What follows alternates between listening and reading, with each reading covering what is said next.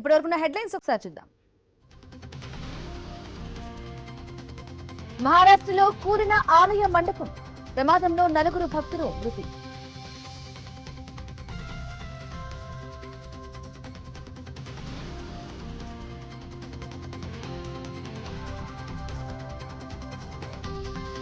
మేడ్చల్ జిల్లాలో భారీ వర్షానికి అస్తవ్యస్తమైన జనజీవనం.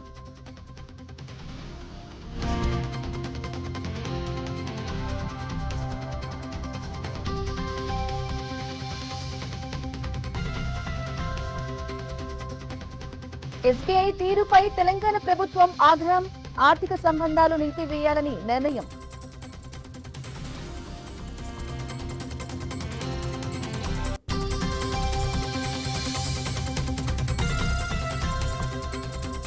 తమిళనాడు రాజకీయాల్లో కీలక పరిణామం, డీఎంకేకు షాక్ ఇచ్చిన ఐయుఎంఎల్ పార్టీ.